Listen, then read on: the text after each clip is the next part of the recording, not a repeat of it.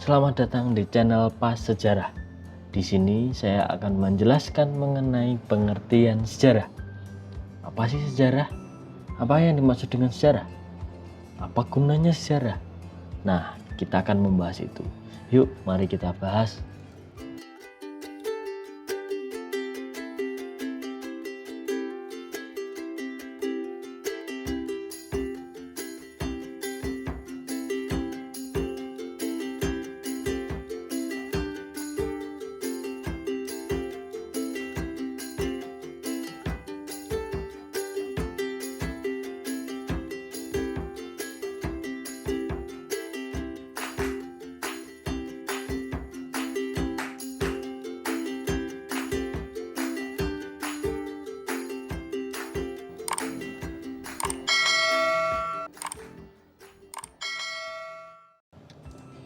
Yang pertama, kita akan membahas mengenai asal-usul kata sejarah atau secara etimologi. Sejarah itu berasal dari bahasa Arab, yaitu syajaratun, yang berarti pohon. Pohon itu diibaratkan sebagai tingkah laku manusia yang nantinya akan menimbulkan banyak cabang dalam pohon itu. Begitu juga manusia. Manusia itu akan mengakibatkan banyak kejadian-kejadian selama manusia itu hidup.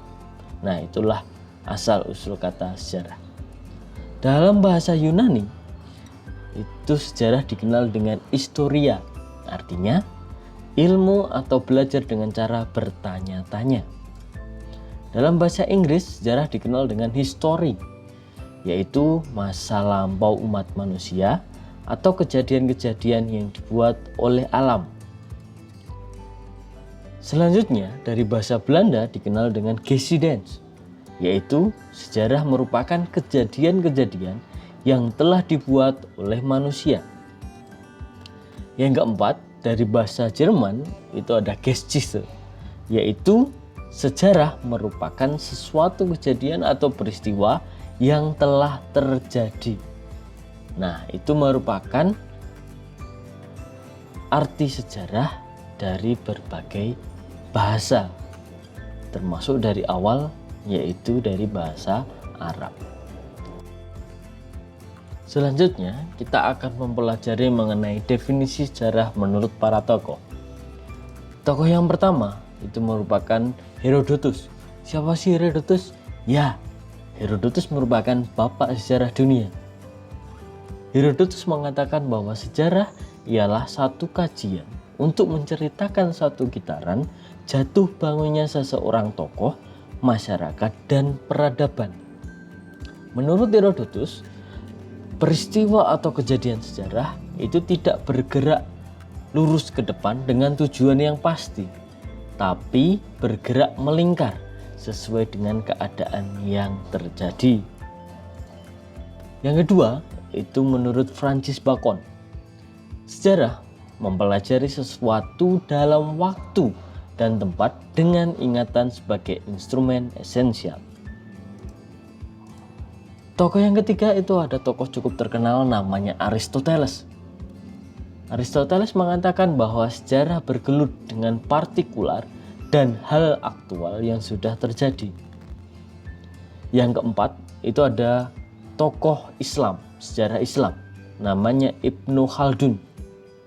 Sejarah adalah catatan peradaban manusia tentang perubahan-perubahan yang terjadi pada watak masyarakat saat itu.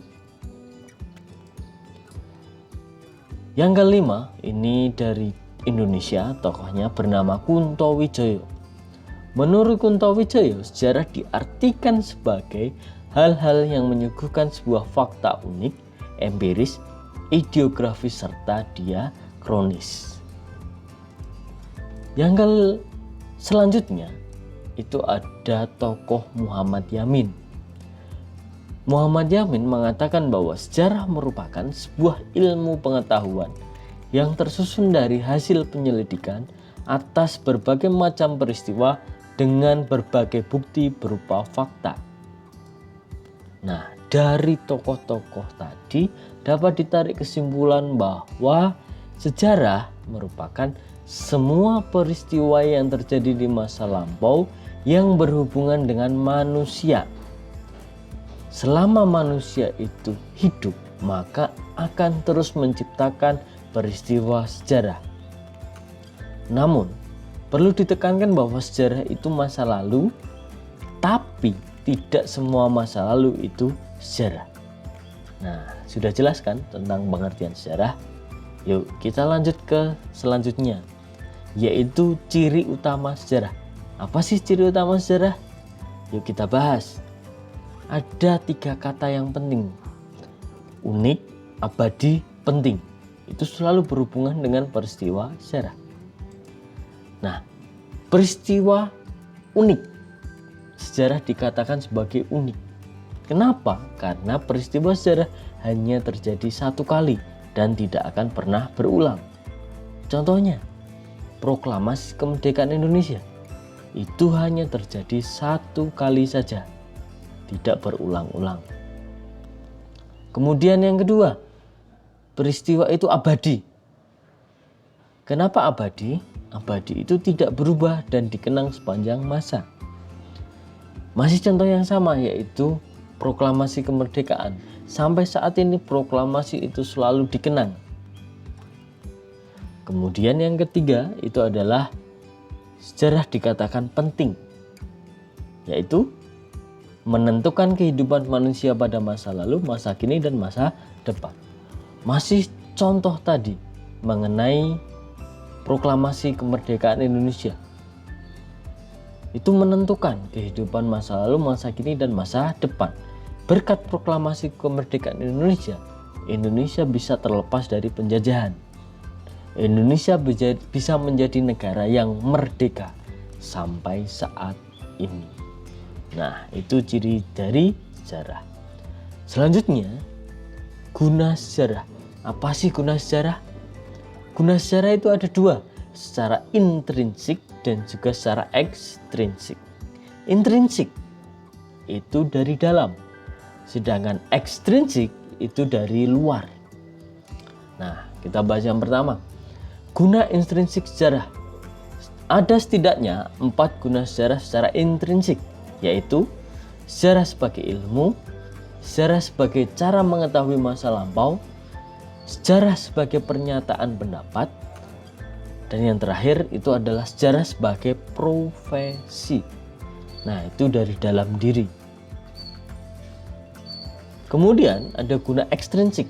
Guna ekstrinsik sejarah yaitu sejarah dapat digunakan sebagai pendidikan umum untuk mempersiapkan seseorang supaya siap secara filosofis, tidak saja untuk yang akan belajar di jurusan sejarah.